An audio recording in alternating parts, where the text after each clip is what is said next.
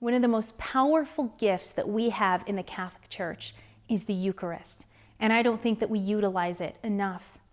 The Latin word for adoration is adoratio, which means a kiss and an embrace. Adoration has transformed me as a woman. And if you have any problems, any wounds, anything that is too overwhelming for you, or something that you may be so ashamed of that you can't talk to anybody about because you feel that they may not understand you, go to adoration. Jesus waits there for you.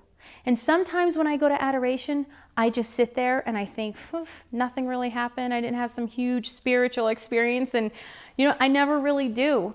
But there's an amazing analogy that I heard that I think is perfect for this. And is that when the clouds are covering the sun, you still can get burnt by the sun. It's still there and you still feel the effects of it even though you don't see it.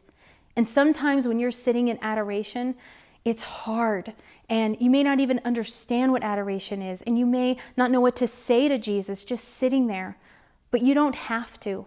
Just being there with him is enough. I had a really hard time in my life and I was so sick of the lifestyle that I was living. And one night I was coming home from a party and I passed by this adoration chapel and everything in me wanted to go in, but I knew what I had been doing at that party and I felt so disgusting and I felt so shameful, but I knew I needed help. I needed help to get out of that lifestyle. And so I pulled in the parking lot and I thought, can I really go in there like this? And then I mustered up the courage and I walked into this perpetual adoration chapel. And as I walked in, I couldn't even look up at the Eucharist. I was so shameful. And finally, I knelt down and I got the courage to look up at Jesus in the Eucharist. And I said, Lord, help me. Jesus, please help me in all of my filth, in all of my disgustingness. Please help me. And then I freaked out, stood up, and I ran out of that chapel. And as I walked away, I thought, what was I doing? What was I thinking? Stupid, stupid.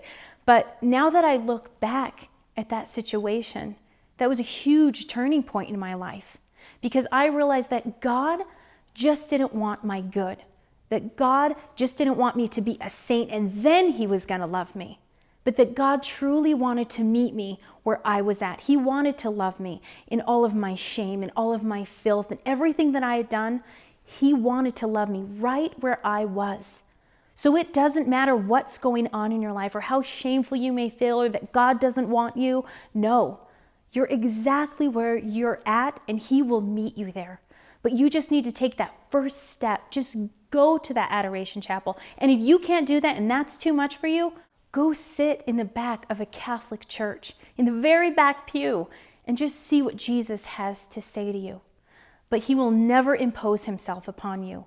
You always need to just take that first step, and he will lead you the rest of the way. Because there are no problems, there's no situation that is too big for him, that you walk out of that adoration chapel that he can't handle. Never be afraid to go to Jesus with anything. Face it, own it, heal it. I'll be praying for you.